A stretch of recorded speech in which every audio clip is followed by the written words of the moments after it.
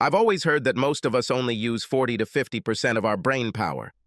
I'm not sure if this is true. I think for the most part, we just wander through our lives on autopilot until something snaps us into gear, and then we process the information with almost stunning efficiency. Let's look at my situation in particular. I had a day off and I decided to do something nice for my wife, Natalie. I decided to surprise her at work with flowers and invite her out to lunch. Nat and I work at the same law firm. I am a legal assistant and she is a secretary. When I arrived at the office, I did not see her at her workplace, but I heard voices from the office. In order not to disturb if there was a meeting with a client, I quietly opened the door, as I had done many times. However, what I saw came as a shock to me. Nat was in a compromising situation with our boss, Gunnar Sterling. At first, I was speechless with surprise, but then I was overcome with anger. I opened the door and entered. Nat tried to explain herself, saying that it didn't mean anything and she was just curious.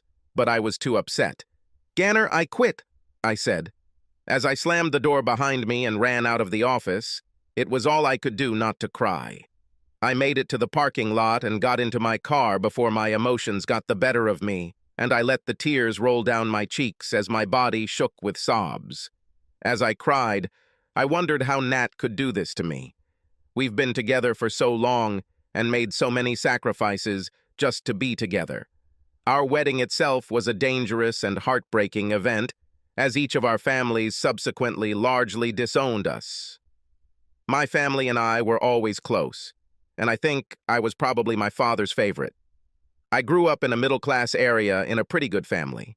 I met Natalie in high school and we became friends immediately. There were originally 3 of us, but the third member of the trio, Melanie Wright, started dating and didn't have much time for us. It was a blow because back then we always hung out at Mel's house. Her parents were exactly what I wanted my parents to be. Her father and I were especially close. He often gave me advice on how to handle certain situations I found myself in with teachers or peers. When school ended, Melanie was already in love with Bobby Bradley. They attended the same college and got married soon after. In the 4 years between childhood and adulthood, I had not made a single connection, and I wondered why. I was very popular and was asked out many times, but I never accepted. I even turned down some of the cheerleaders. They just seemed too prim to me. Besides, there was no one at that school I was with anyway. Preferred would like to spend time more than with Nat. Our college experience was even less dramatic. Everyone was so busy experimenting, finding our own path to adulthood and becoming a productive member of society, that no one really cared about us. After several guys asked Natalie out and were turned down, people just accepted that we were together, even though we hadn't officially announced anything. After college, we both got jobs to pay rent while we tried to figure out our careers. Natalie soon got a job as a secretary, while I still had 2 more years to study to become a paralegal. As soon as I graduated, I started interviewing with different lawyers and firms. Of all the places I interviewed, I thought I had the best future with Gunnar. He was an associate of one of the city's largest law firms, quickly moving toward becoming a partner and more ambitious than the law allowed. I saw Gunnar move from law to politics and beyond. If I could hitch my wagon to a star, I could do it. 6 months after I started working for Gunnar, his secretary simply quit. Gunnar wanted me to interview potential candidates to replace her. In our office, secretaries only did clerical work. They typed documents, made phone calls, and made coffee. My job was to handle all the legal matters that Gunnar didn't have time for. I did research, reviewed case files that might be relevant to the cases we are working on, and compiled documents. Hiring a secretary wasn't technically part of my job description, but that just showed how much Gunnar believed in me. I wanted to do my job as best as possible. Was it painful for me that the best possible candidate was my own wife? Just not for me. And Gunnar seemed to like Natalie as soon as she walked through the door. He looked at me and said, "You made a great choice." Natalie is tall, but very slim. She has short golden blonde hair and is always smiling. Her brown eyes seem to light up every room she enters. She has a very outgoing personality and can usually be relied upon. She will be the soul of any party. She and Gunnar became the closest of friends almost immediately. Maybe I'm just stupid. Maybe I should have foreseen what would happen between them from the very beginning. Maybe all this is my fault. If I had never given Nat this job, it would still be mine. I started the Jeep and drove back home. Almost as soon as I started the car, my phone rang. I looked at my iPhone screen and saw that Nat was calling. I didn't bother to answer him. As soon as I got to our apartment, I started throwing my clothes and personal items into duffel bags, plastic bags, garbage bags, and anything else I could find. Every time I had a couple of bags ready, I would run downstairs and load them into my Jeep. I put all my clothes, toiletries, and personal items in the Jeep. I still had room for electronics and my computer. I put my laptop in the front seat where it would be safe and went back to the apartment to get a new download. I unplugged my TV from the cable box and realized I would need either help or a dolly to move it. If I lower the rear seats and lay him on top of my clothes to create a soft surface, I can easily put him in the back seat. I called down and the building manager was only too happy to lend me a cart so I could move it. Unfortunately, he was unable to help me move it due to his bad back. I put the TV on the cart and wheeled it down the hall to the elevator in less time than it takes to talk about it. I carefully placed the TV on the ledge of the back of the Jeep and grabbed the bottom to push the cart out from under it. I took a deep breath and tried to summon up some of the anger I felt when I saw my boss with my wife. It worked. My rage gave me more than enough strength to lift the television and push it into the back seat of the Jeep. I decided to look around the apartment one last time to make sure I didn't leave anything behind that I couldn't do without. I grabbed a few more trinkets and was just finishing cleaning up when she walked in. She took one look at me and burst into tears. "So this is how you solve our problems?" she screamed. "You just grab your junk and run off somewhere?" I didn't say a word. I was too close to tears myself. "What happened to the fact that you promised to love me all the days of your life as long as you live?" she asked with tears in her eyes. It did the trick. Was this bitch trying to use our marriage vows against me after what she just did? What happened to the fact that you were only for me? I immediately shot back. "I did this for us," she said, trying to move closer to me. "How can your betrayal do anything for us?" I spat. "If you would just calm down and let me explain it, you would understand," she said. "There's no need to calm down," I told her. Now I am calm. I had the opportunity to think things through. You'd be surprised how everything falls into place when you're rummaging through someone's things, while you're packing up to get the hell away from them. "What are you talking about?" she asked. "Gunnar wasn't the first man you cheated on me with, was he?" I asked. She couldn't meet my gaze. "There's no need to deny it, Nat. I found your fucking pills. We both know that with me you don't need them." "But it was just curiosity," she retorted. "Bullshit, Natalie," followed my retaliatory attack. "You used this phrase in relation to me earlier. Then you tried out a few guys because you were curious, remember? I was the only one who entered into our relationship without sexual experience. You had a chance to experiment. You said it was for both of us." "So it was. And this too," she said. "We talked about having a baby, right?" Then I started laughing. "Let me guess. You only did this for the sake of the child, right? How the hell is Gunnar supposed to get you pregnant while you're on the pill? Tell me, Nat, the woman I've loved most of my life. Do you know what it's like to have the woman you love cheat on you?" "But," she began. "Leave it," I said. "I'm leaving. I don't want to talk anymore. I'm in too much pain and I'm too angry. I might say something you'll regret." "Gunnar wants you to get back to work," she said. "He wants us all to sit down and talk about it like rational adults." "To hell with Gunnar," I objected. "Wait, you already did that. That's why we're here. He's not the only lawyer in town. I'll call you tomorrow to let you know who I found. If you're applying for a job at another law firm, let me know when they have an opening for me," she said. "I liked that we worked together. I'd hate not to see you for most of the day again." "Natalie, you're not going to see me at all," I said. "I will hire another lawyer to handle my side of the divorce case." "We're not going to get a damn divorce," she suddenly blurted out. "We are going to be together forever, just like we always said. It's bad, I know. I was wrong, and I'm sorry. But this is not the end for us. I won't allow this. If I have to bankrupt both of us, I will fight for it. I slammed the door and just walked out.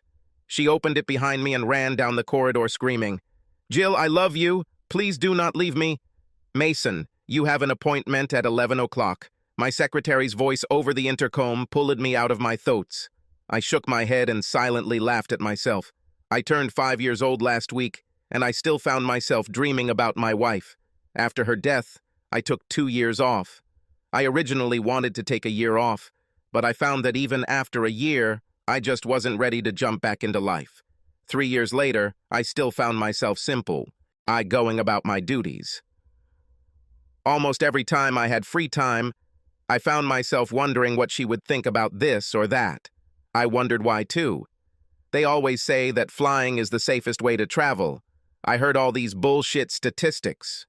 An airline employee told me that last year alone more than 34,000 people died in car accidents. But from 1982 to now, there have been only 364 fatalities among people traveling on airplanes. That's 364 people over 30 years of work on airplanes versus 34,000 a year on cars. However, it doesn't really matter when one of those people is the one you intended to spend the rest of your life with. When your mind and all your senses become accustomed to a person, numbers cease to have any meaning. When your muscle memory gets used to hugging a soft, warm body in the middle of the night, the numbers become a lie. "Should I send her here?" she asked. Anne's voice came through the intercom again, stopping me from returning to my thoughts. "Yes, Anne," I answered. "Let her in." I tried to smile. I wanted to make my potential new client feel like I could help her. It's funny that no matter how much experience you have, clients tend to believe that you are the best lawyer or something like that if you smile when you first meet them. Perhaps projecting sadness or dissatisfaction into one's own life indicates an inability to help them with their lives. The door opened slowly, almost cautiously, and my jaw immediately dropped. "Good morning." I started even before the words got stuck in my throat, and I began to smile.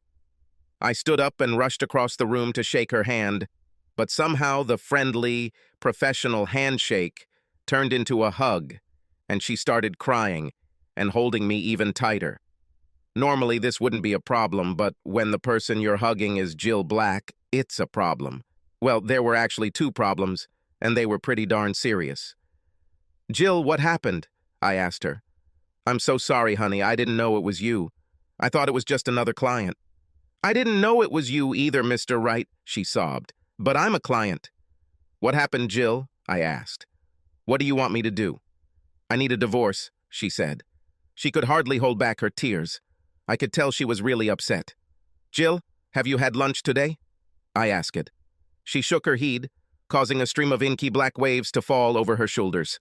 Her bottom lip stuck out like a petulant child's, and I thought again of all the disappointment she must have caused hundreds of teenage boys at an early age, not to mention grown men in the years to come. I stood up and grabbed her hand. "We're going to have lunch and you can tell me about it," I said. "Everything seems to get better when you share it with someone. In addition, it is more difficult to feel unhappy on a full stomach. Didn't I teach you this when you were 16 and trying to learn to drive? You mean when I destroyed my neighbor's fence and scratched my dad's car, and you helped me fix the fence because he didn't?" she asked, smiling. I simply nodded. An hour later, after ordering sirloin medallions from Texas Roadhouse, Jill was ready to talk. "Okay, Jill, why do you need a divorce?" I asked. "Start from the beginning and tell me everything." She told me a story I had never heard before. Jill and Natalie were my daughter Melanie's best friends before she got married and moved on with her life. My daughter and I were still close, so I would have to tell her that I ran into Jill. Of course, I couldn't talk about the details or anything else about Jill's case if it actually turned out to be one. But I could mention that I saw her. Of the 3 girls, Jill was the most memorable. My own daughter Melanie was the pretty girl next door type. Natalie was a tall, thin model. And Jill looked like someone out of Playboy, but she just didn't seem to understand what she had. Natalie's body was almost boyish, with her slender hips and tiny breasts. It was her personality more than anything else that attracted people to her. Melanie was about in the middle. She had a beautiful body and she was proud of it. Jill, however, must have been wearing a size 4 bra. She was slim but curvy, and even my wife commented on her figure. She used to joke that Jill's breasts showed up in the room 2 minutes before she did, and her ass was still there 2 minutes after she left. Jill could probably drive the boys crazy, but she seemed to hold on to that boyish demeanor for much longer than anyone would have expected. It wasn't that she went out and played football or anything. She was extremely feminine. It was just that long after she should have started chasing boys, she still preferred to hang out with Mal and Nat. There were a lot of disappointed boys then. I tried not to react when Jill explained to me that she and Natalie had actually grown up, stayed together, and gotten married. Our state was one of the first to allow same-sex marriage, and they took advantage of it. Everything went fine, except for a few skirmishes with stupid people. Of course, they had their ups and downs, like most young couples, but until yesterday, when Jill walked in and caught Natalie cheating, her life had been great. Jill, divorce is a really important step, I said. Are you sure there's no other way to deal with this? She shook her head. I thought about it all night, Mr. Wright. Natalie lied to me for a long time. There's no way I want to go back to this. What about a consultation? I asked. It won't work, she said. Counseling is only useful when both parties believe there is a chance to save the relationship and are willing to work on it. But not me. I'm just asking questions the way any lawyer would, I replied. And I appreciate it, she smiled, brushing all that dark hair out of her eyes. Most people act like we're some kind of weirdos. Okay, we'll have to look at your finances and decide what you'd like to see happen, I said. So, will you take my case? She asked excitedly. Have you ever had any doubts? I returned. Mr. Wright, she began. We're both adults now, Jill. You can call me Mason, I said. Mason, you've always been special to me, but you'll never believe how many people turned their backs on us when Nat and I decided we wanted to be together. Her family, my family, and many of our old friends will have nothing to do with us. She looked at me and lowered her eyes a little. That's how I lost you, she said. What do you mean? I asked. When some guys noticed that, we net very close. They started making comments and jokes about it. Then Melanie seemed to distance herself from us. I can't say I blamed her. In high school, it was all about fitting in. But when she stopped hanging out with us, I could no longer see you and ask you for advice.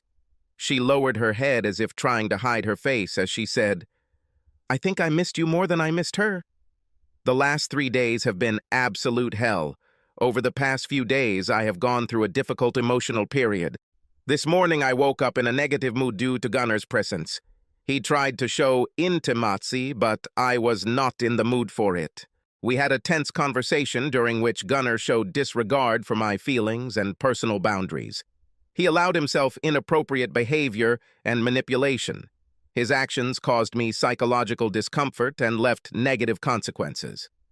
After this incident, I began to reflect on my relationship and childhood memories of my parents' interactions. It made me think about the reasons for my own confusion in interpersonal relationships. The situation showed the need to establish healthy boundaries and respect in partnerships. I guess I saw myself as my father and Jill as my mother. I would go out and get all the sex I craved, and Jill's job would be to love me and forgive me. Our marriage was no different from anyone else's. At least I could say that I have never had a relationship with any woman other than Jill. Every time I cheated on her, it was always with men. Maybe I loved both men and women. I loved women and slept with men. But Gunnar was right about one thing. I really missed Jill at that moment. She was what I needed right now. She could completely erase that asshole Gunnar from my memory. Just as I was thinking about Jill, the doorbell rang. I grabbed my robe and opened the door. I smiled at the young woman standing there. She was beautiful, tall and thin, just like me. She did have bigger breasts, but who didn't? She was chewing gum and just looked bored. Are you, Natalie Perry? She asked. I nodded. Are there any documents? She continued. Of course, I said. Please come in. What's the matter? I asked. It's all routine, she said. Here, she said, handing me the folder. What is this? I asked. "You have been served," she said, and my eyeballs were burned. "I'll have to go make love with some random guy just to get my sanity back." Disgusting. I stood in the doorway, stunned. I opened the folder and there they were, freshly minted divorce papers. Jill tried to divorce me. She didn't sit somewhere and cry for me. She didn't try to overcome her pain and come back to me. She was finished. Jill moved on with her life without me, something my mother never had the strength to do. I've never been prone to emotional outbursts or anything like that, but this time it was different. I plopped down on the floor. The robe was still open, and the door was wide open, and I wondered where I had gone wrong. Was there someone else with Jill? Was she somewhere with another woman even as I sat there trying not to cry? As I collapsed on the floor, a young couple passed me along the corridor heading towards the elevator. The guy couldn't take his eyes off my almost naked body, but his girlfriend quickly reined him in. "Stop staring at her," she spat. "It won't do you any good. Either way, you know she loves women." She looked at me angrily. It took me a while to pull myself together. It just goes to show you that no matter how confident you are in how you play the game, you can get beat. It really doesn't take much effort to upset an apple cart. One bored-looking woman changed the entire paradigm of my life by simply making me sign for a folder of documents that I didn't actually need. The worst part about it all was the fact that I was the one who caused it. Until now, I have walked through life always knowing that I am one step ahead of everyone I encounter. I'm young, I'm attractive, and I crave everything I can experience. I know there's nothing wrong with that, but at the same time, I was smart enough to know that I needed to be grounded and have something to fall back on when everything went to hell, and Jill has always been like that. I learned early on that most men are assholes and simply cannot be relied upon. I love my dad more than I can ever express, but he was and is an asshole. He cheated on my mom all the time. Even now that I'm grown up, he's a jerk. As soon as he found out that I was a carpet weaver, as he called me, he turned his back on me. I probably got my sexual attraction from my father, but my tastes are a little more varied. I like both men and women equally, but no matter who I have sex with, I know there is a difference between love and sex. I love Jill. Sexually, she is a little stunted. Everything with her was always gentle and loving, but sometimes I just needed more variety than that. Jill has always been my best friend, the person you can rely on no matter what. She was always on my side, whether I was right or wrong. And when I think about my life 50 years from now, I like to imagine us as those two little old men sitting on the porch in their rocking chairs. Of course, no one would ever think that these two old ladies aren't sitting there, whiling away their dying years, reminiscing about their glory days with their husbands. They also won't suspect that these two old ladies come into their house every night and are engaged in love. But now that future is under threat. I knew that Jill was not stupid and that someday she might find out what I was doing. A lot of guys tried to break us up. They especially wanted Jill, even though I was the most outgoing. When we finally gave in to the tension that had built up between us for years and made love, there was no turning back. We both experienced emotional struggles for years. I had kissed a few guys before but found it unsatisfying, mainly because they were too rough, too fast, and too selfish. I loved what Jill and I did. Jill, on the other hand, was an enigma. She told me for years that there was a boy she liked, but she could never have him. Since he was off limits, she tried to find someone else who would make her feel as loved as he did, and that person was me. So we were together for completely different reasons, but we worked. Jill was with me for the love I made her feel, and I was with her for the sex and security, but we worked until now. Now I really screwed up and lost her. I had not one, but two plans to deal with this situation.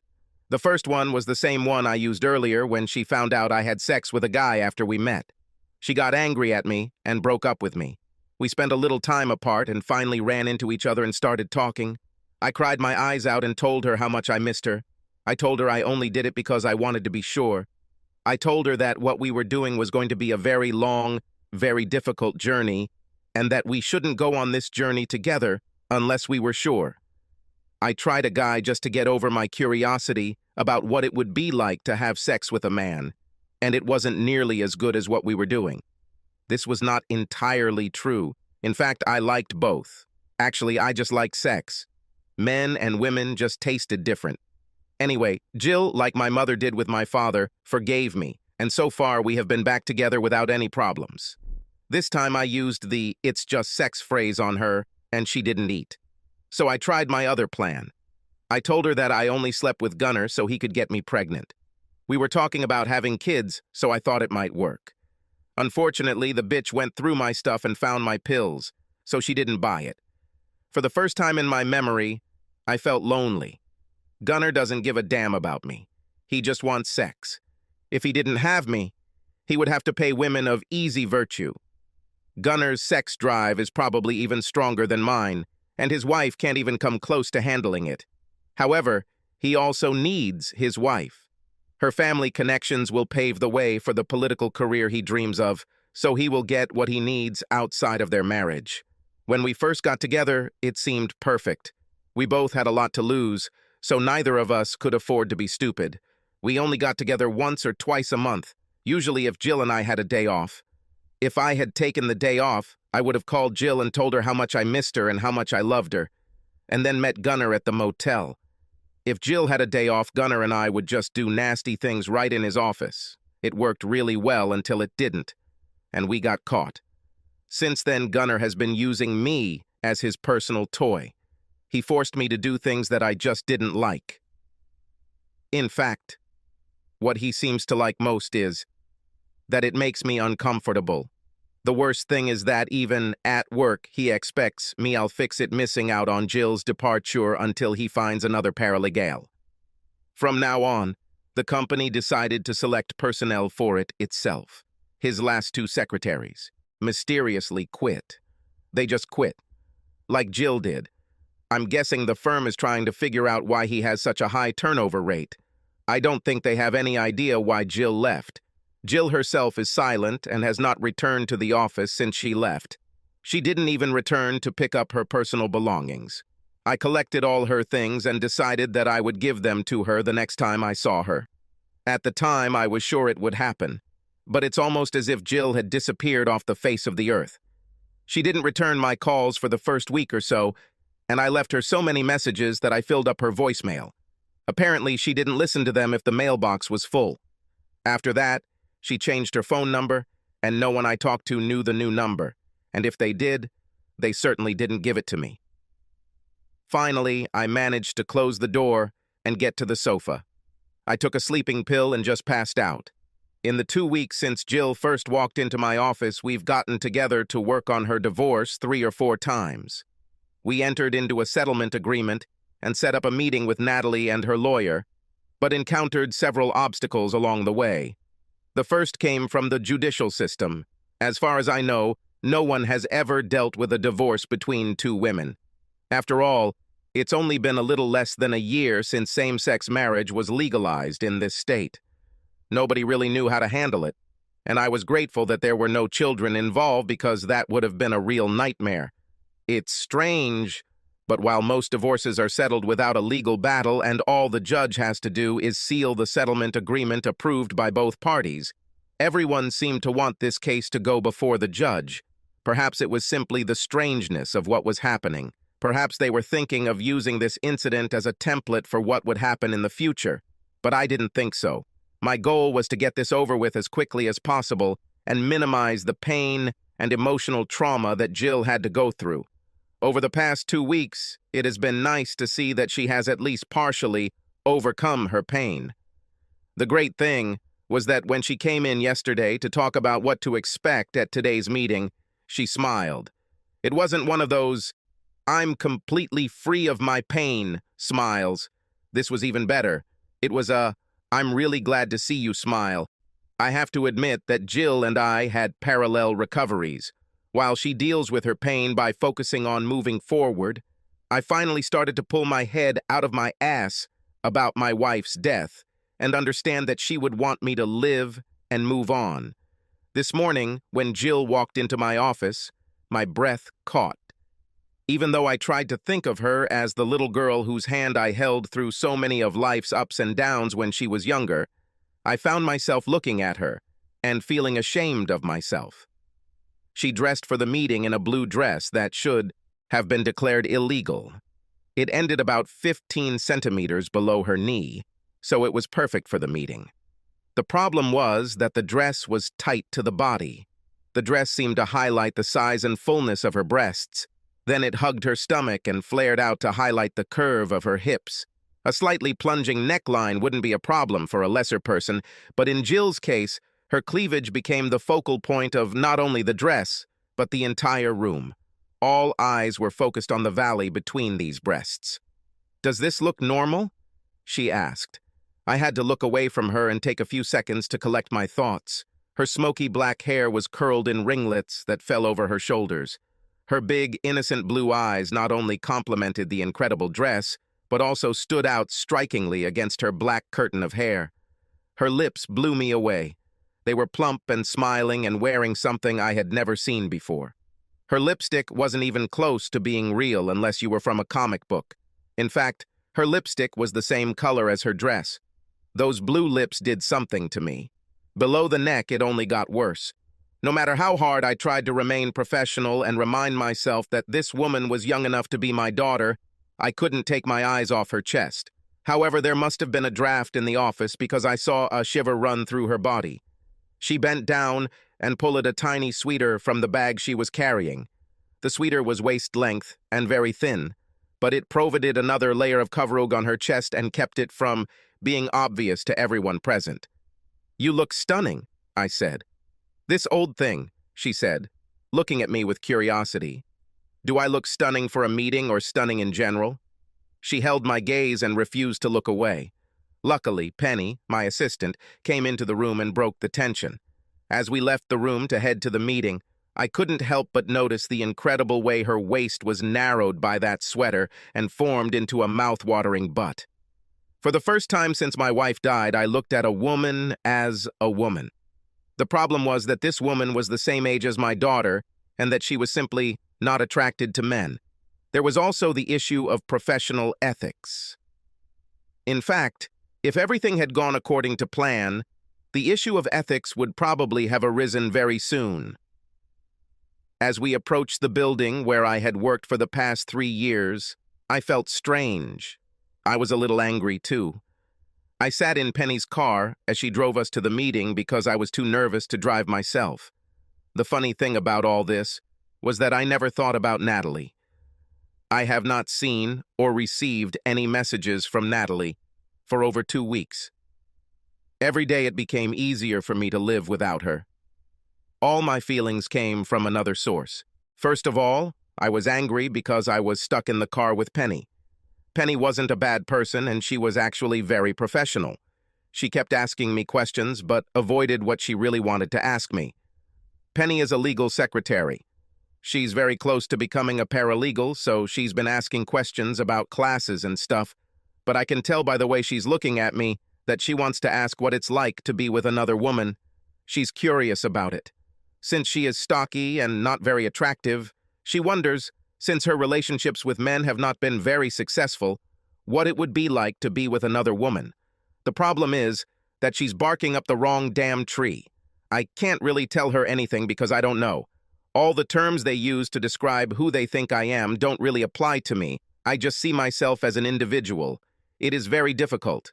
When I was a teenage girl, I fell in love with a man I could never have, and I guess I just decided that if I couldn't have him, I would take his advice and wait for the person who made me feel that way. The same as him. In fact, he never knew. We talked about boys, and he told me to wait for the guy who makes me feel really special. He told me that I would know when I met him because I would just feel loved.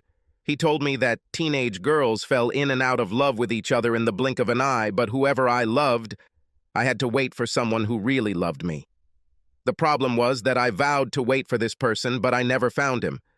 So I settled on the first person who made me feel that way, and that was she. So now that I'm divorcing her, he's back in my life, or I'm back in his, and I've discovered that he's not as unattainable as I previously thought. It seemed like fate to me. The problem was that he didn't even give me any hint as to whether I might be interested in him or not. He invited me to lunch several times, and was the person I turned to for advice and even comfort during this difficult period. In fact, he treated me exactly the same as when I was a little girl. It was almost like old times. I fell off the bike and skinned my knees, and he washed them and put a Band-Aid on them. He kissed the tip of his finger and then pressed it gently against the patch, and I felt invincible. I wanted him to kiss me when I was an adult and see if they felt the same. So, even though I didn't need to dress for this meeting, I bought a new dress. I dressed for him. I needed to see if there would be a reaction. When I entered the room, I realized that he was stunned. It was so sweet. He tried his best not to look at me. So I asked him if I looked good. He found it difficult to answer. Finally, he told me that I looked stunning. That's when everything turned upside down. That was the look he gave me more than anything else in the world. Suddenly, I was that little girl again, and I wanted him so bad. He was my knight in shining armor, and I wanted to be saved. He was once again that man that none of the boys could compare to. It wasn't that I forgot Natalie any faster. I just realized that Natalie was just a temporary measure. She was someone who could take the place of the person I really wanted. The problem for me was that there were too many things I didn't know about boy-girl relationships. Then Penny showed up and blocked me. She was funny, polite, and completely professional, but she stood in my way. The worst moment was when we were heading to the parking lot. I announced that I was too nervous to drive, so Penny suggested we all go together. I could have hugged her for that, but then we realized that there was simply no way for all three of us to fit comfortably in Mason's Mustang. I had my hand on the passenger door handle when Penny suggested we all fit in either my Jeep or, since I didn't want to drive, her Ford Explorer. Mason thought it was a great idea but said he didn't leave his baby anywhere. So he decided to go there by car and let Penny and I go together. "Great," Penny said enthusiastically. "We can continue our girl talk and give you the opportunity to relax." I smiled brightly, wondering if she could tell that I was thinking about knocking out her teeth. If she hadn't shown up, Mason and I would be squeezed in this small car together. In fact, I wondered why he insisted on taking her with him. Penny chatted incessantly throughout the 20-minute drive there. By the time we arrived, as sweet as she was, I hated the sound of her voice. It felt strange to walk through the building and return to the office that the three of us had shared for so long. I extended my hand and Mason gently grabbed it. The contact between us made every hair on my body stand on end. We could stand there forever, holding hands, and I wouldn't mind. "Let me," he said. I smiled and nodded. He entered the office and I followed him. Penny brought up the rear. Natalie was sitting at her desk and stood up as soon as we entered. She was wearing a blouse and a skirt that didn't look good together. Even though it had been barely 2 weeks since we last saw each other, she looked much worse. If possible, she looked thinner, and her face seemed drawn and her eyes puffy. I'd never really liked the tattoos that covered her entire right arm, but suddenly they really pissed me off. Nat is a beautiful girl, but those tattoos made her look cheap and stupid. "We are meeting in the conference room," she said, leading us into the room. She ran out for coffee and a plate of pastries. "Gunnar will be here in a few minutes," she said when she returned. "Before we begin, can I please talk to you in private, Jill?" "No," Mason said quietly. "We are here to resolve your differences, and if possible, not bring it to court. During the meeting, I would be grateful if we could limit ourselves to current issues only. After the meeting, if you two want to talk, you can exchange phone numbers or arrange to meet at any location convenient for you. But unless you two have decided that this meeting is not necessary, we must do this according to the rules." "Do any of you think we should cancel or reschedule the meeting?" he asked. "I don't do this," I said quietly but sternly. "Let's have a meeting." I looked away from Natalie and sank into a chair. Mason sat down on one side of me, and Penny sat at the opposite end of the table. Natalie's shoulders slumped, and she left the room. When we were alone, Mason asked me a couple of questions. "Is Gunnar the same guy she cheated with?" he asked. I nodded my head and barely contained my disgust. Mason smiled, and I wondered why. "Looks like you might have a little revenge," he said. Luckily, I took Penny with me. "But," I started. "When did Natalie get all these tattoos?" he asked. I just shrugged. "Do you have any?" he asked. I smiled and started to think of a flirty answer, but Gunnar entered the room. As usual, he was in a sharp suit and boastful. He came up to me and reached out to me as if he wanted to hug me. I started to cringe, but there was no need for that. Mason leaned over me and extended his hand. "Mason Wright," he said. I was excited for 2 reasons. First of all, Mason rushed to my defense, as usual, and I loved seeing him fight for me, even if it was just to keep me out of trouble. The second reason was that due to the awkwardness of the position, Mason's torso was rubbing against my chest, and this touch turned me on more than I could ever imagine. "I hope you don't mind, but I brought my own stenographer with me to record the proceedings," he said. "No problem," Gunnar replied. "I will act on behalf of Natalie. Hopefully we can come to an agreement so there is no need to go to court. I hope even more that these 2 young ladies can iron out their differences and be together again." Natalie stood behind Gunnar and nodded her head. "This is what I would really like," she said. I couldn't hold back any longer. "It's easy to say that when you're not the one who was lied to or cheated on," I snapped. "It's easy to want to make things right when you're not the one who got hurt." Mason grabbed my wrist under the table. I knew he needed me to shut up. "Since it appears we must continue," Gunnar said, "my client would like to suggest that both parties attend relationship counseling in hopes of reconciliation." My client does not want to reconcile and wants to move on with the divorce. Since they have no material assets other than their personal belongings, my client would like to simply leave. She does not offer any alimony or spousal support and is generally willing to agree to a divorce, according to because of irreconcilable differences, not because of adultery, so that your client's reputation is not damaged, Mason said. "Oh, excuse me. Where is my head? First, we need to sign a couple of papers to indicate who we all are and what's going on." He handed the paper to Gunnar for him to sign. He also asked Natalie and I to sign it. He then had us sign again that we all agreed to Penny recording the meeting. "Isn't all this old-fashioned?" Gunnar asked. "We already know each other. Most of this is just useless documentation."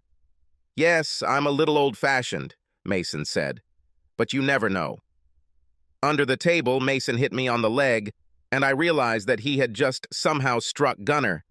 "Okay," Gunnar smiled. "Let's start with the basics. I'm going to be honest and just lay all our cards on the table.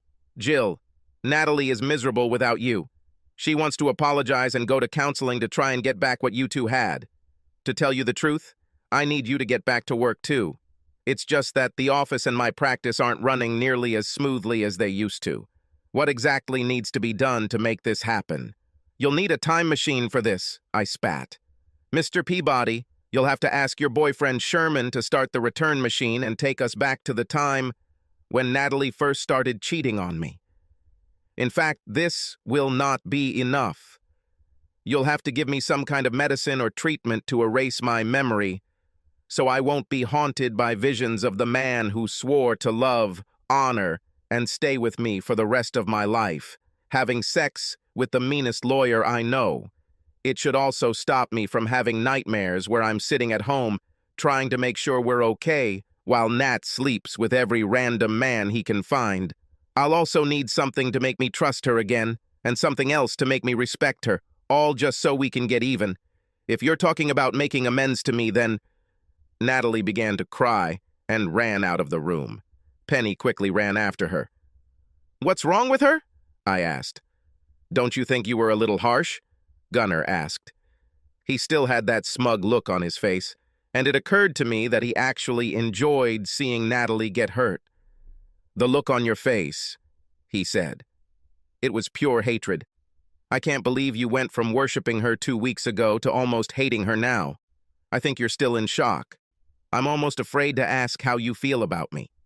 "I don't think you want to know how I feel about you," I said, and his smile disappeared.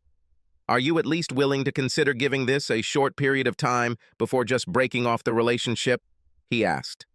At this point, Penny and Natalie returned to the room. "No, that's not true," I said, and my answer was directed more at Natalie than at Gunnar. I think I've just been too damaged by all of this to ever trust her again. The only chance we have is to be completely honest with each other and try to remain friends. If we finally break up and are completely honest with each other, then maybe we can start over. But this time, before I get into a relationship with her, we have to set certain ground rules about what each of us can and what we cannot do. The first step in this direction would be to end the divorce so we can start over. Maybe after the divorce is final, we could talk and move on. Natalie listened to the entire conversation. Mason wasn't the only one who could be made fun of. I had no intention of ever returning to Nat. Like I said, she hurt me too much, but I wanted her to think that if she agreed to the divorce, we would have a chance. When we sat down again, Gunnar started again. "I think what you tried to do earlier was a bluff," he told Mason. "You agree to irreconcilable differences only because you have no evidence of adultery. You have no photos or videos to prove anything." "And how do you know this?" Mason asked. Gunnar quickly turned green with embarrassment. He drank the water in one gulp and cleared his throat. "Well, in this state, the reason for divorce is not really," he began. "I did it," Natalie said quietly. "Shut up, Nat," Gunnar hissed. "Your confession is the same as the fact that they have evidence. If you admit to adultery and we end up in front of a judge, you could end up with a worse outcome in the settlement." "What is the settlement?" Natalie asked. "We have no money, we don't have anything expensive, our apartment is rented, and right now, Jill doesn't even have a job. What can any judge take from us or force us to divide? She still has some of her things in her apartment and some from her office. I would give it all back to her whenever she wanted. I just want this to end so we can start over. Give me the papers and I'll sign them. Jill, can you promise that when this is all over, we can talk?" I looked across the table and nodded my head. She took a pen and signed the papers. "I know you're so mad at me right now that you probably don't want to talk to me," she said, "but I need you to know that I really love you and I'm not happy without you. I guess I just didn't realize how important you are to me. I was just stupid and greedy. I wanted to have my cake and eat it too. I guess, after all, I am my father's daughter." Then she got up and left the room. This time she managed to leave the room before she started crying. Gunnar looked at me and smiled. "Okay, so what does this give us?" he asked. "Your divorce is settled. Once the paperwork is filed in court, hopefully around tomorrow, we will set a date to appear before the judge. He will stamp the papers, and in 60 days, you will become a free woman. Of course, from the date you submit your documents, you can legally go out and start courting another woman. So, theoretically, by tomorrow evening, you could find yourself in some other woman's bed. Since everything is settled, have you considered returning to work for me? We'll be in touch," Mason said, taking my hand and standing up. "Good luck in your career." Gunnar looked funny, then smiled. "So you followed my career?" he asked. "Did a good job of researching your opponent. You are a smart person." Mason simply smiled when we left. Grr. I started growling as we left the room. "Shh," Mason answered, smiling. "I hate that bastard," I snapped. "He got away with it again." "Shh," Mason said, reaching out and taking my hand. This contact was enough to calm me down. I immediately shut my mouth, thinking back to the time he held my hand while I tried to master the float in the backyard pool. I tried to swim both on my back and on my stomach, but I couldn't do it. My own father loved me, but he just didn't have the patience to try to teach me. Mason, however, told me to relax and let it happen. I always panicked and worried that my face would end up in the water. In the end, he just told me to close my eyes and held my hand the whole time. He told me that if I got scared, I would just squeeze his hand and he would pull me out of the water. I swam great. I don't know if it was because I wasn't worried anymore or just because of the magic of him holding my hand. But after that, I was never afraid of anything. So having Mason hold my hand in the elevator was magical. I'd rather have him hold my hand than make comments about Gunnar any day. As soon as we left the building and returned to the parking lot, Mason began to talk. I have no idea if their elevators have listening devices, he said. I didn't want to reveal our cards. But, Mason, the issue of divorce has been resolved, I said.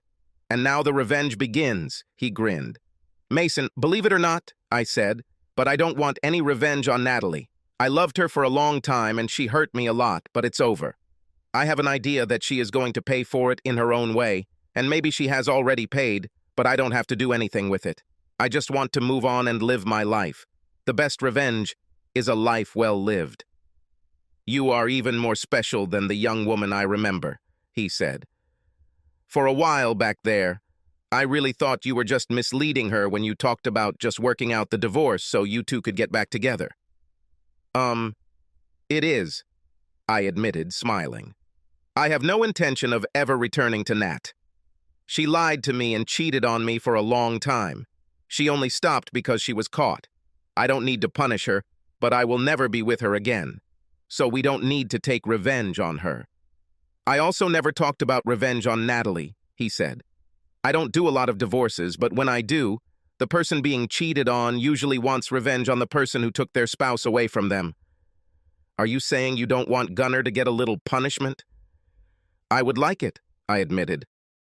Penny, have you collected everything? He asked. Yes, I did it. She smiled. I have names, signatures, and everything else. Meet me in the office later, he said. I'm going to have lunch with Jill one last time to discuss our plans. Penny got into her car and drove away, waving at me as she pulled out of the parking lot. Are you minding lunch again? Mason asked. Your dress really deserves a more elaborate place, but I really need to go back and collect the papers. I want to start the process as quickly as possible, but to be honest, I'm really becoming addicted to these steaks. It's been 5 years since my wife died, and I haven't really been out since. I may be overdosing on Texas Roadhouse very soon, although maybe someone will take you to a place worthy of this dress after you've had time to properly forget Nat. Oh, I'm fine with any place you want to take me, I said. I immediately wished I had phrased it differently, but looking back, I realized that I said what I meant. How are we going to get revenge on Gunnar? I asked. He's quite a slimy bastard and has connections with some powerful people. You know he's just using the law as a stepping stone to politics, right? The steps may become slippery. If you slip off one of them, you could fall on your butt and end up hurting yourself really bad, Mason said. Gunnar was right. I did a little research about it. He hurt one of my favorite people. Well, 2, actually. So he deserves what's coming to him. Who did he hurt? I asked. As a child, Unette were my daughter's best friends, he began. I felt almost as if I had 3 daughters instead of 1. Then he lowered his head to his plate, as if he was about to say something difficult. I really missed you when you girls grew apart, he said quietly. I became so nervous that I began to wonder if he could hear my heart beating. Suddenly, I didn't care about getting revenge on Gunnar or anything else. So, are you ready for this? He asked. Anytime, anywhere, I blurted out. Okay, he said. We're going to hit him on 3 different fronts at the same time. We're going to take everything he has. We are going to hire him at the company. We're going to take away his license, and we're going to take away his marriage, and with it, his chances of going into politics. I blushed when I realized he was still talking about Gunnar, not about us. A week passed after the meeting with Jill and her lawyer. At first, I didn't understand who her lawyer was. It took a couple of days for it to finally dawn on me. Jill's lawyer was the father of our old friend Melanie.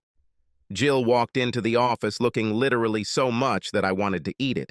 I didn't know where she got that blue dress, but it was incredible. The blue color set off her beautiful eyes so well that I just felt like a fool. Every man in the building talked about her after she left, as did half the women. I couldn't believe I risked losing her to Gunnar. The worst part was that Gunnar was still forcing me to do things I didn't like. I realized that Gunnar enjoyed bossing people around. He had a strong superiority complex and hated losing at anything. After the meeting, he was especially angry because he had not scored a single point during our conversation. He had to give in to every damn demand. They were not forced into counseling. There was no way Jill and I would be together until the divorce was over. What angered him the most was that Jill had no intention of coming back to work with us. I truly believe that after he saw her in that dress, he was most disappointed that he would no longer have the opportunity to sleep with her.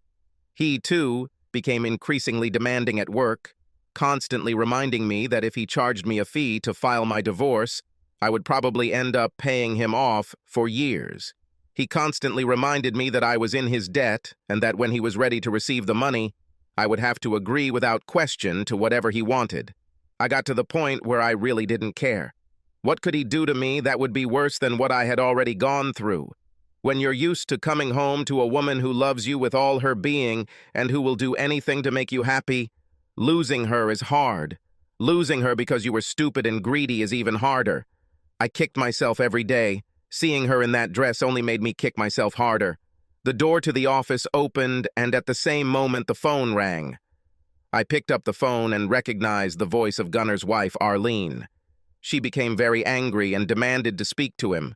I connected it to his personal line and, okay, I'm curious, left the connection open. "Ganner, get your ass home right now." The words were precise and abrupt, betraying her anger. "Honey, no matter how serious the emergency, I can't just quit work," Gunner replied. "The only emergency is your well-being, asshole," she said. "Some time ago, there was a woman here who handed you some papers. All she said was that it was a private matter. You've been sued. I want to know why and by whom, and it better not be what I think. If you cheated on me, it's over between us, and I want your ass out of my house." I couldn't get this woman to tell me what this case was about.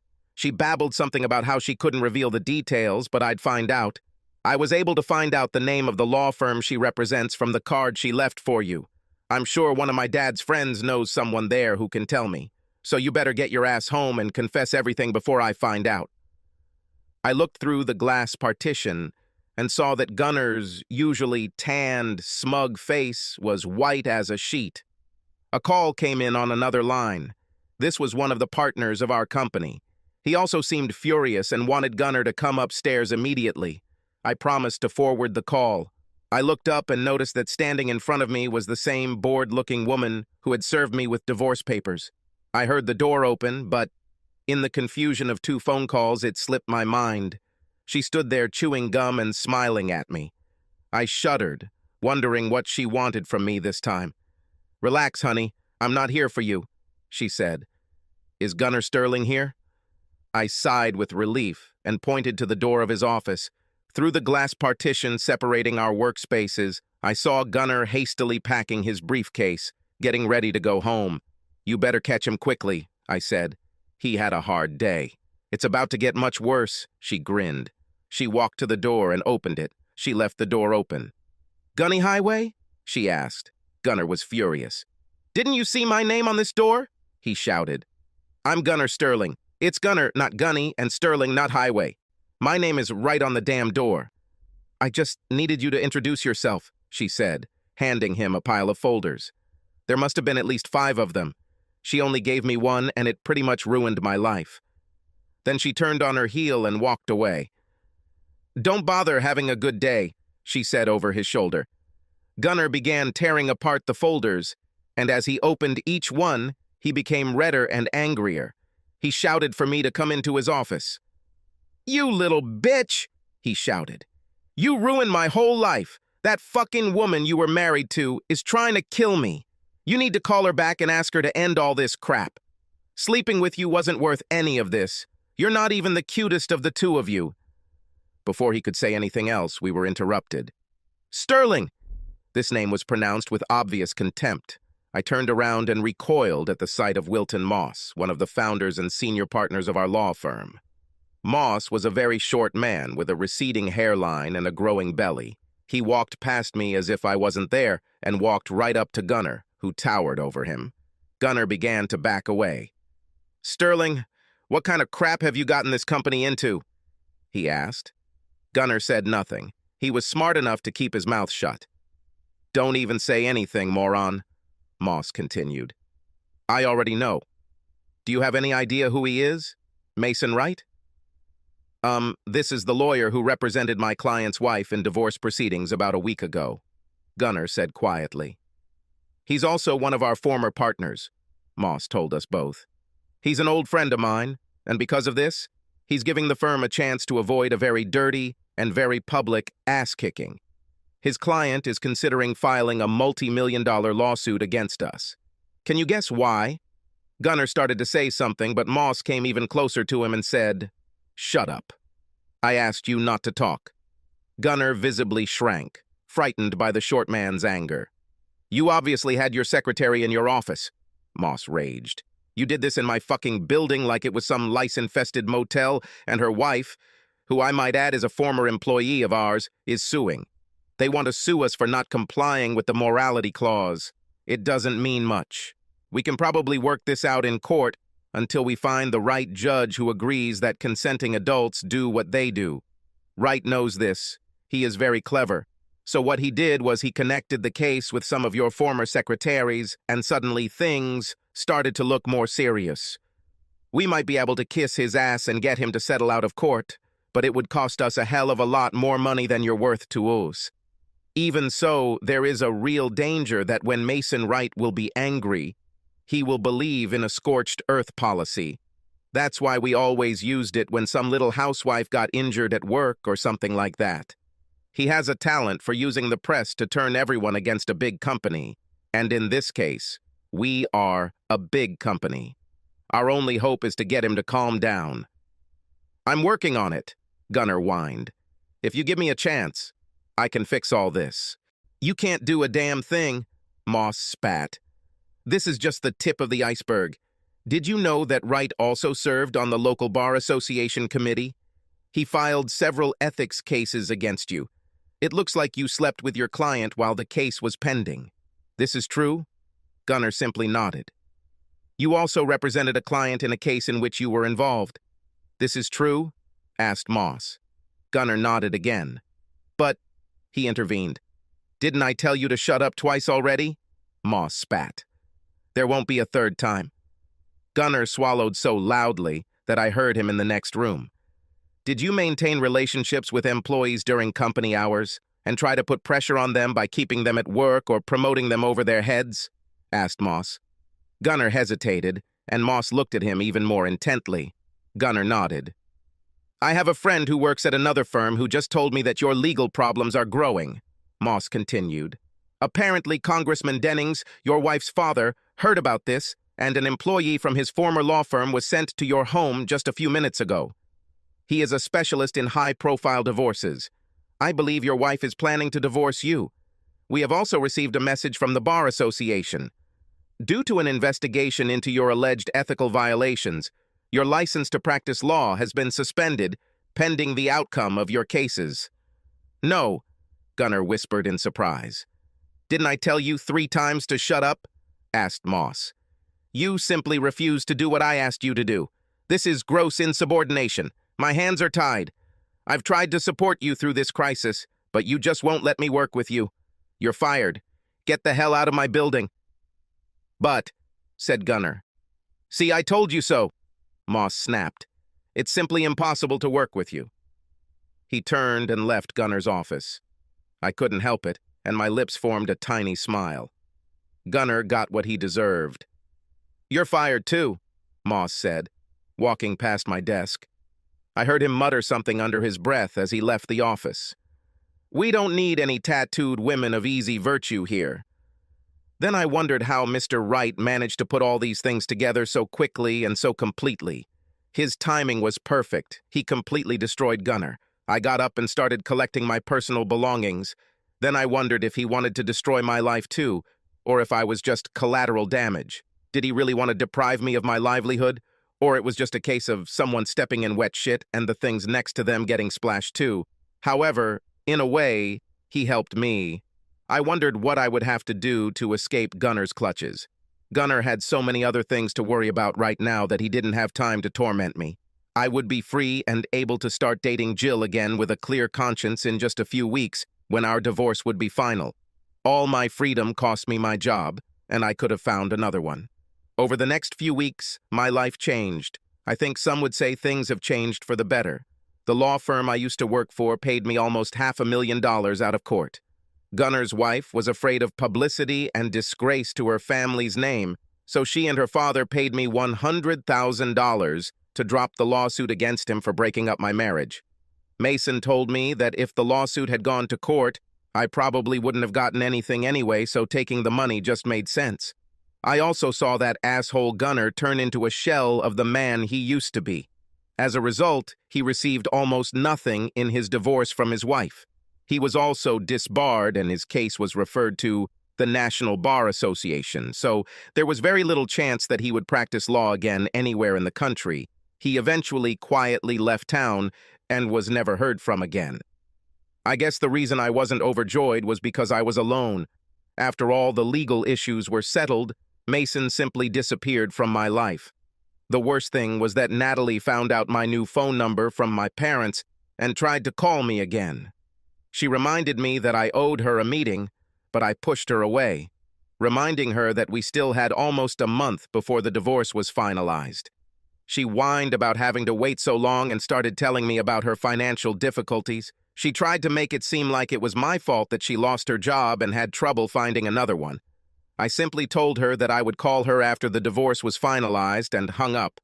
Finally, a ray of sunlight broke through the darkness from the most unexpected source. I picked up the phone, thinking it was Nat calling again. "I told you that I'll call you after the divorcee is finalized," I shouted. "Girl, you must be mad at Nat," said a voice. "Sorry, I thought you were her," I said. "Jill, this is Melanie, and I'm a little mad at you," she said. "Can I meet you somewhere for lunch tomorrow? Are you coming to town?" I asked. "I have no choice," she said. "Choose a place." "How about a Texas Roadhouse here in town?" I said. "Would you choose this place?" I could almost hear the grin in Melanie's voice. "I'll be there at 2. This way we'll have some privacy and won't have to worry about the lunch crowd. Don't dress up."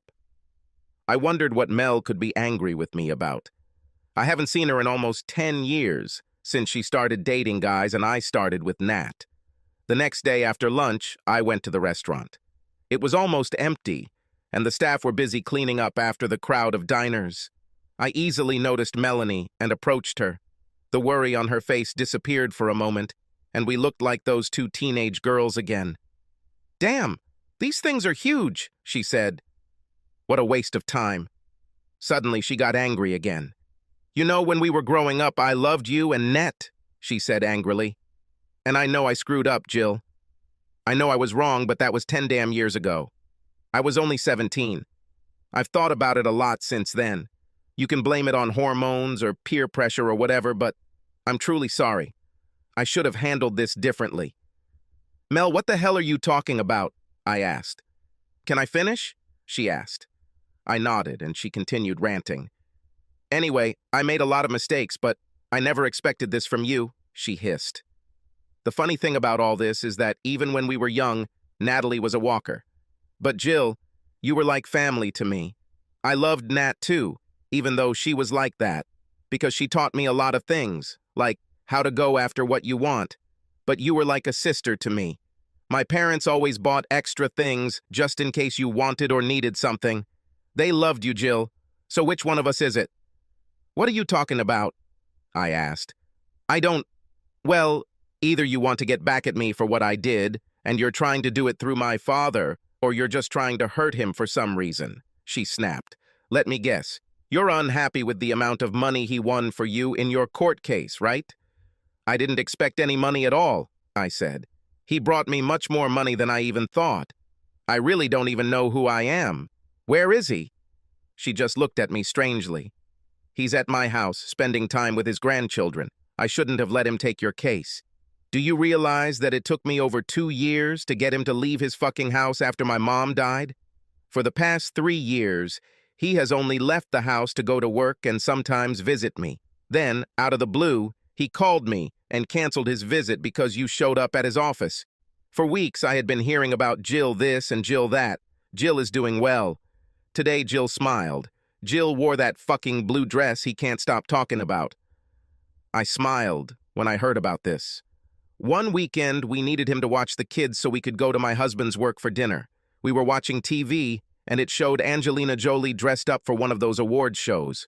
My husband said something stupid about her being the most beautiful dark-haired woman in the world. Before I could spank him, my dad said, "You should have seen Jill in that blue dress. You would have changed your mind."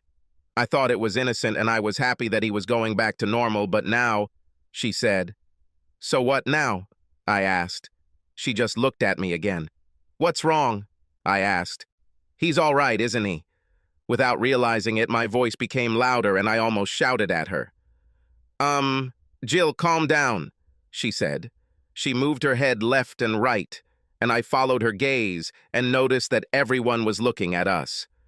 "Can I come and visit him to make sure he's okay?" I asked. "I know you don't like me or the way my life turned out, but I need to make sure he's okay." "Why do you need it?" she asked. "Really, I can handle it. I just need to know why this is happening. Really, I just needed to know who to crush. I inherited this from my father. When someone we love gets into trouble, we tend to kill anyone who threatens them. I think we protect each other in a way. I just needed to know that you weren't doing this on purpose. Although, if that was the case, I needed to know why." She looked at me and cocked her head to the side. The waitress interrupted us by coming over to take our orders. Melanie began to smile. After the waitress left, she changed the subject and started talking about harmless things. I kept trying to bring the conversation back to her father, and she was talking about flowers or her children, and I was getting angrier by the second. Our food was brought, and she calmly began to eat hers. I snatched the fork from her hands and demanded that she tell me what was happening to her father. "Oh, damn, this is too funny," she said. "You have it too. I don't even know where to start dealing with this." "Do I have what?" I asked loudly. "What's so funny about this?" People started staring at us again. "Jill, are you in love with my dad?" she asked. "Of course not," I muttered. "That's right," she said. "You really are like that, damn it. It's written all over your face. It's just hilarious." "Okay, maybe so," I admitted. "Maybe I've always been like this. I can't help it, Mel. I'm really sorry." "So, when did this start?" she asked, taking a bite of her steak. Then I noticed that she was chewing just like him. "When we were little," I said. "He was always so patient and so kind. I guess I just judged other guys and men by him, and they just didn't measure up, so I ended up with—" "You ended up with Nat because she loved you and boys only wanted sex." "Jill, boys are pretty much stupid. They are especially stupid during adolescence. They're just walking blobs of hormones, so if you put a body like yours in front of them, asking them to think is just overkill." "But don't you—" she asked. "You mean, don't I only like women?" I asked. "I don't know. I really do not know. I never thought about it. In my entire life, there have only been 2 people I have ever loved. I fall in love with people for the way they make me feel and the way they treat me. I never thought about what gender they were. I would probably still be with Nat if she hadn't cheated on me and treated me like crap. I am very true to myself and deserve someone who wants to be with me and only me." "Then you have a serious problem," she said. "Good luck with that." "What do you mean?" I asked. She looked at me and smiled. "Well, Jill, I think my dad loves you too. I've seen the look in his eyes before when he talked about you with my mother, but my dad is very old-fashioned. He thinks that what he feels for you is wrong. You're only a year older than me, which means he's 19 years older than you. In his opinion, this is too big an age difference. Secondly, he thinks you like women, and my dad is very good with people, so he will never try to pressure you or even let you know that he is interested in you. He would think he was trying to influence your preferences or your lifestyle. It won't be easy." "What should I do?" I asked. "Do what you usually do to get a guy," she said. "Melanie, I never picked up boyfriend," I whined. "Keep your voice down, idiot," she said. "Jill, I love my dad, and I want him to be happy. Do you really want to be with him?" "More than anything else," I said. I looked her straight in the eyes when I said this, so she knew I was serious. Well, guys are different from us, she began. They don't have the same feelings as we do. They tend to use logic and other things that don't really matter. They also have a need to protect people and make things right, so you have to trick him into acting on his feelings. I don't want to deceive him, I said. I don't want everything between us to start with lies and tricks. Then you won't get it, she said. Okay, what should I do? I asked. A couple of hours after I got home from Melanie's, as I was contemplating taking a little time off from work and maybe going on a trip, my phone rang. I didn't recognize the number, so I picked up the phone just to see who it was. "This Mason Wright?" asked the voice on the other end of the line. "Yes, that's true," I answered. "Who is this?" "This is Moshe Slack," he said. "I'm in the city center at Moe's Tavern. Do you know where is it?" "Yes, it's next to my office," I answered. "Well, I have a lady here. She's drunk as hell, and the only thing I could find on her was your phone number. Her driver's license says her name is Jill. Do you want to come and pick her up? I have some rough company here, and if she stays here much longer like this, someone who doesn't have her best interests at heart may take her home." "Don't let her leave with anyone," I said. "I'll be there in 10 minutes. Don't you live far outside the city?" he asked. "Well, I'll make sure she's okay until you get there." Then he quickly hung up. No matter how worried I was, I didn't speed up. It may have looked like I did it, but I swear I didn't. My Mustang just goes from 0 to 60 very quickly. So when I jump it out in front of all these other cars at the traffic lights, it was simply because I was going over the speed limit faster than them. Okay, as soon as I got on the freeway, I sped up, but I couldn't leave Jill there alone. Why would she be at the bar next door? Once you left the central business district, downtown was not the most pleasant place to be. I walked into Moe's and found it almost empty. There were two strange-looking guys arguing, while a third was watching what was happening. One of the guys had brown hair and appeared to be drinking milk. He had a Bible in one hand, and the biggest guy was scolding him. The third guy, a black man, seemed to be trying to calm the screaming guy. The screaming guy, whose name was Homer, seemed upset that the guy with the Bible was drinking milk. He told Flanders, the guy, that to get into Moe's Tavern, you had to drink Duff beer. I walked up to the bar, and a guy came out of the back room. "Are you Moe?" I asked. He looked around. "I didn't do anything," he said. "You called me to come and pick up Jill," I said. He motioned for me to follow him. We went into the back room and saw her there. She was sitting lounging at her desk and, apparently, was sleeping. I called out to her quietly, and she raised her head. "Jill, why are you at the bar?" I asked. "I have nowhere else to go," she said. She slurred her words and sounded very drunk. "Honey, why didn't you call me?" I asked. "Guys should call girls," she muttered inaudibly. "Those are the rules. So why did you dress up like that just to come to some dive bar?" I asked. "You told me this dress looks stunning," she said. "It's not about the dress," I said. "It's because of the woman in it." "I can't say," she muttered indistinctly. "As soon as my case was closed, you disappeared, as if you had stolen something. I should have known you didn't like me. You should have just said it. I think it's because I was with a girl, right? Men don't like girls who like girls. You haven't even been around long enough for us to talk about how much I owe you for being my lawyer. You hate me so much that you wouldn't even take money from me." Moe looked at me with a crazy look. "None of this is true," I said. "It's all the alcohol talking. They say that most drunks say what they really mean, but are too reserved to say it when they're sober," Moe suggested. "So she must believe it." "I bought this stupid dress just for you," she muttered inaudibly. "I wanted to please you because I like you, and I always liked it." "I was involved in her divorce," I said. Moe simply nodded. "Does her ID have her address on it?" I asked. Moe nodded. I looked at her driver's license. "This is my old address," she said. "I don't live there anymore."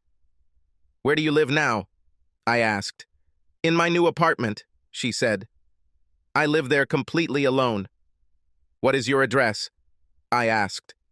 "Home," she said. "But I don't feel at home there." Then she leaned back on the table, apparently falling asleep. I need to go back to the bar, Mo said. I put one arm around Jill's neck and lifted her from the chair. I carried her through the bar to my car. The hand that wrapped around my neck held on to me, and somehow her other hand joined it. I was able to unlock the passenger door and open it. I carefully placed her in the passenger seat and fastened her seatbelt. I got into the driver's seat and drove straight home, and once there, I got out of the car and opened the door to the house. I carried her up the stairs and laid her carefully on the bed in the guest bedroom.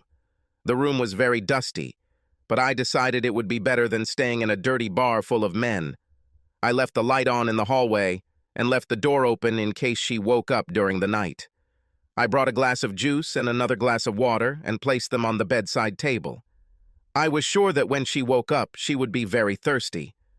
I have to admit that I went back and checked on her several times that evening. I stood there looking at her and admiring the curves and nuances of that beautiful body. But after the first few moments spent looking at it and noticing its curves and crevices and the differences in the sizes and proportions of the various parts, I began to look in a different direction. I couldn't take my eyes off her face. There was more to it than just the placement, size, or shape of the elements. Her whole face was simply beautiful. I'm sure it was a purely subjective thing. I mean, if we took 4 or 5 guys and asked them to look at 4 or 5 different women, we probably wouldn't agree on which one is the most beautiful or even why. All I could say was that I could look at Jill's face for the rest of my life and not regret it. I smiled, imagining what she would look like in 20 years. She would develop a few wrinkles and possibly crow's feet at the corners of her eyes. But she would still have the same face shape. Her lips would still be full, and especially that bottom lip would still stick out and excite me. Her tiny button-shaped nose still twitched slightly when she was angry, and those big innocent blue eyes still sparkled and caught every stray ray of light. Then, suddenly, I realized that in 20 years, when she would be in her late 40s, approaching 50, I would be in my 60s, approaching 70, and probably close to infirmity and death. She would also use those plump, seductive lips and eyes to excite some woman she had settled down with, and I doubt she would even remember me by then. That thought alone was sobering enough to make me stop staring at her and decide to go to bed. I checked my email and went to bed. In fact, it was still early, barely 11 o'clock in the evening. As I drifted off to sleep, I couldn't deny that my thoughts were still not on Jill. I decided that I just needed to go out and do things more regularly so that I could start dating women who were more available and suitable for me. I drifted in and out of sleep for I don't know how long before I realized I wasn't alone. Jill tried to act out a scene for me until I realized that she was sober and she had to confess everything. "Maybe you love me too much," she said. "I told Melanie that you would never do this." "Okay, you're still drunk," I said. "Now you're talking about Melanie, not Natalie. You and her will never—" "Nothing like this has ever happened. Mel is not interested in women," she said. "She was never even curious. And speaking of never, I have never been drunk. I did put some alcohol on my lips so you could smell it and maybe even taste it, but Mason, I don't drink." "Then why were you at the bar?" I asked. I was confused. "Because Mo is my uncle, and I was completely safe there. Besides, I needed a place where you could come and save me," she said. "Why did I need to save you?" I asked. "Why couldn't you just call me and talk?" "Because Melanie and I talked yesterday before she sent you home." This was her whole plan. We have a very big problem that needs to be taken care of, and she saw this as a possible solution, she said. "What's the problem?" I asked. "Recently you discovered that you like a certain girl. You're sure she thinks you're too old for her, and you are also sure that you are not her type. You're also not a strong-willed type of person, so instead of acting on your feelings or exploring them, you overthink everything and just run away to hide from the situation. On the other hand, I have another problem. There's a guy I fell in love with when I was a kid. I never thought it would be even remotely possible for me to get my hands on him, but suddenly he's available and I want him. I want him so bad I can taste him, but I don't know a damn thing about the boy-girl game." Hmm, I said. Well, I've never had a relationship with a man, period. And I've never done this, you know, with a guy. I just looked at her in shock. I'm not entirely innocent, I just didn't have a real man. And whether you know it or not, I was ready for this. Maybe I should say that I was ready for you to come. But don't you, well, do you know? I started. Mason, you can say it. We should be able to talk about different things. I actually don't know who I am. I really don't think anyone knows. Most people I know just think of themselves as people. And as humans, there are certain things that we find attractive. I know a lot of guys who always only look at my breasts. They only date women with large breasts. This is what turns them on. This is their personal preference. I know some guys who are not turned on by women at all. They only like guys. This is their personal preference. For some reason, my mouth fascinates you, doesn't it? Obviously, Natalie just likes sex. She claimed to love me for years, but she just didn't seem to understand how much it hurts when the person who claims to love you needs someone else to satisfy them. It makes you feel less than, she said. Well, what about you? I asked. What do you prefer? I prefer, she began. I long to know that the person I am with loves me. I don't really care if it's a woman, a man, a three-toed sloth, or a Mustang. I just feel it here. She pointed to her chest. If the person who is special to me feels the same way. Mason, you were in mourning for a very long time. Mama Melanie will always be special to all of us. I will never take her place in your heart. But I think you've already given me a place in your heart. As for me, I ended up with Natalie only because you were unavailable. Even if I met you when we were together, if she had not cheated on me, I would never have left her. You and I are one and the same. This is new for both of us. I know what I want. I want us to be together. And I want this with all my heart. You don't have to make a commitment to me now, but I think we owe it to ourselves to at least try. If it doesn't work, we'll just go back to being miserable. So, where are we? We've come to the point where I'm telling you that I really love you, I said. I already know that, Mason, she said. I heard the happiness in her voice. But could you show me? We slept the rest of the night cuddled together. We woke up, made love again, and went back to sleep, still entwined in each other's arms. The next thing I remember was that the sun was shining through the windows, and we slept through half the next day. I really think the only reason we woke up then was because the phone rang. Jill released one arm from my embrace and threw the phone off the machine, then rummaged around the nightstand until she found it. "Good morning," she said. Her voice was still husky from sleep, but the tone was truly cheerful. This was a good sign. I didn't want her to regret what we did. Yes, it is. And I did it. Of course it is. Do you want to talk to him? Okay, that sounds like a plan. This gives us a week to get dressed and get out of bed. Bye, she said cheerfully. Then she looked at me. I think you broke me, she said. That bottom lip stuck out and my heart melted. Jill, do you mind? I began. No, it's not like that, she said. I'm not fucking fine. I'm like frosted sugar flakes. I'm great. I just looked at her and smiled. I just didn't want you to regret anything, I said. This was the start of something wonderful. We spent a lot of time together. We had barbecues with our families and took trips together.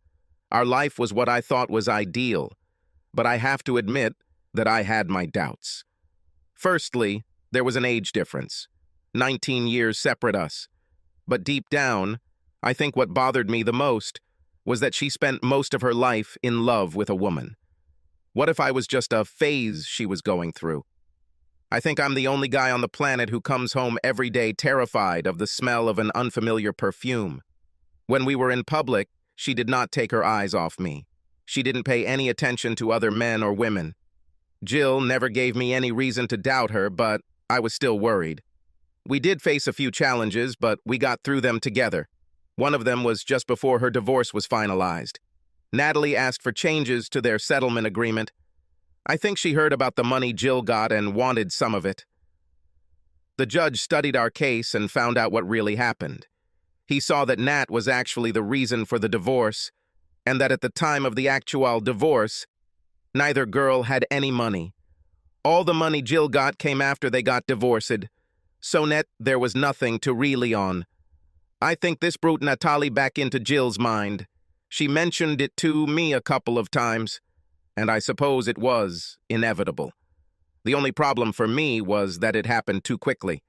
One afternoon I came home early and smelled a strange perfume smell in my house. I heard voices speaking in low tones. I looked out onto our veranda from the kitchen, where no one could see me. "Don't you miss me, Jill? Don't you miss the way things used to be? We were the perfect couple," Natalie said. "And now it would be even better for us. You have enough money that we won't have to work for a while. We could travel, just the two of us. The boys are finished, now and forever. There's really only one good thing men can do for you. But after they fix your car, they'll still want to be around." Natalie laughed at her own joke, but I didn't hear Jill join in. "How much time do we have before Mason returns home?" Natalie asked. "I'm kind of excited." "That's the first thing you've said so far that I agree with," Jill said. "That's right," said Natalie. Jill began to smile. "What if Mason returns home?" Natalie asked. "Maybe we could do this together." "Don't even think about it, damn it," Jill suddenly snapped. "Mason is not like that. He doesn't need two women and he doesn't have that fantasy. I am more than enough for him, and—" She fell silent. "Mason, is that you, honey?" I said nothing. "I thought I heard him come in," she said. "Anyway, let's get back to what we were talking about." "So, you said something about being horny," Natalie said. "Maybe we could do something really quick." "That won't help," Jill snapped. "Well, this could be a start," Natalie said. "I know you miss me, so why don't we just run away together?" "Because you, stupid, when I said I was excited, I didn't mean you. I was talking about Mason. When I think about all the time I wasted on you, I just feel stupid. Mason loves me, and I love him. I would never risk this for anything or anyone, especially you," Jill said. "But you called me," Natalie snapped. "Yes, I did it," Jill smiled.